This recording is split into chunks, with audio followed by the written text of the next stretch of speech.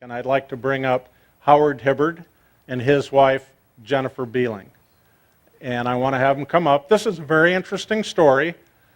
Howard was our platoon leader, 2nd Platoon Charlie Company, after a lot of us were gone. He was in the late 69, 70s. And I found him on a company roster. Come right on up here, guys. I found him on a company roster, and everything matched. And I did my magic, and gosh, I found him, and I said, so you were an LT for the platoon? And he goes, yeah. And because I didn't know him, I wasn't there at the time, I said, well, you know, a bunch of the guys get together and we have a reunion. And he goes, well, that would be kind of cool. I wouldn't mind coming. And he says, I wrote a book. And I go, you did? He goes, yeah, about Vietnam, about the company, about the platoon. And I said, no kidding. And he said, yeah. He said, do you think, oh no, yeah, I'm taking mine, because you might want to grab it. So I was in communication with them, and they agreed to come, and I was tickled about that. But I said, well, when's that book going to be done? And they said, well, we don't know if it's going to be done for the reunion, but we would really like to have you read it and do a review on it. And I said, well, you know what, that might be a good idea, because, you know, I wouldn't want to have you bring something and then have the guys have it be a flop. You know, so I said, if you'll agree to send it to me, I'll read it and I'll review it. It's called The Coloring Book, which to us means absolutely nothing. The Coloring Book, crayons on the helmet.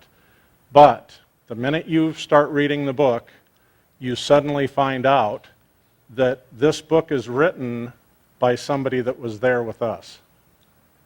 You know, we've all read books about Vietnam, and you can tell that a lot of the guys that write them were not exactly out there doing it. And Howard's book is so intriguing and it's so good. It was one of those I couldn't put down. I just sat and I kept reading and reading and reading, and it got better and better and better. And then I started emailing him, and I'd go, Jesus, I sure hope this happens. Or I wasn't jumping ahead, and he goes, just hold on. You know, and uniquely, we had Larry Lemire, right? Machine gunner. Tried to shoot Odie out of the helicopter remember he tried to shoot him down at the bridge? In his book, he has Lemire, who is his M60 machine gunner, who shoots a helicopter incident. That's all I'm going to say. And I'm going, this is freaky. How's this whoa. And then there's another character that reminds me of one of our guys, and another, and I'm going, Howard, did you read my journals or something? Yes. I mean, this is freaky, and I read this book, and it's phenomenal. So Jennifer and Howard agreed to bring 25 of the books, and they're going to give them to a veteran that agrees to do a review.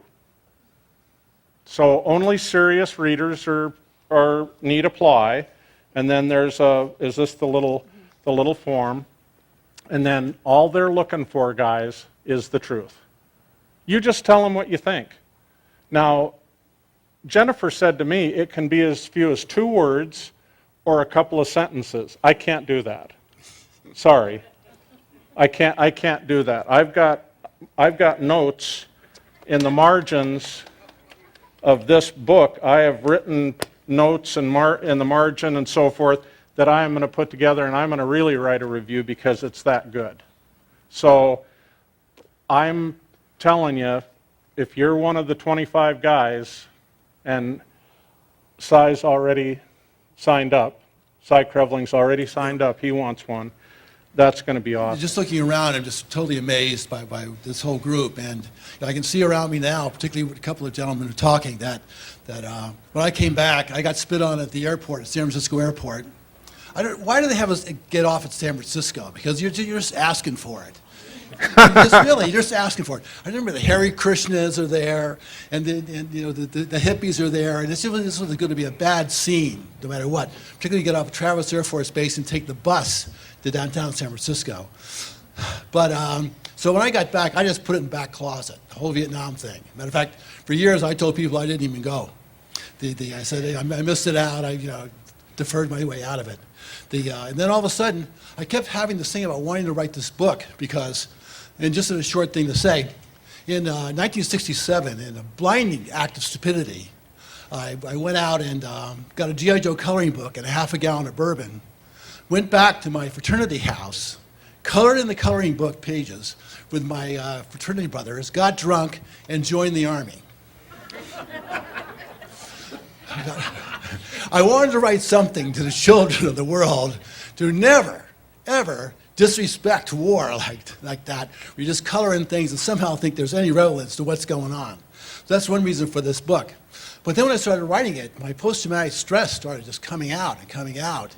And then finally I was diagnosed in 2011, and it really totally incapacitated me. And I think someone over here was, going through the same thing. And thank God for the vet center down in Palo Alto, in Redwood City, and the Palo Alto people, and they've really brought me around. But I can tell there's a lot of us that are still walking around wounded, and it's still it's really comforting to see everyone here. I wasn't prepared to talk, but hi, I'm Jennifer. It is wonderful to be here today. It's been quite a journey to get here, and I mean that from an emotional perspective. Although, we did leave home in San Francisco at 10 a.m. and didn't get here today until 2:30 a.m. But anyway, I just love the warmth and compassion and openness and honesty of everybody here. It's really a privilege. Thank you so much. Why don't you read the dedication? Oh, Well, it's one thing to have died there, but it's another thing to come back and live with it. And so I want you to know that this book is dedicated as follows. To those lost souls of the Vietnam War, our respecting and passion. To the survivors living with unexpected adversities. And I will tell you one little more bit about the book. Howard's is just retired as being an attorney.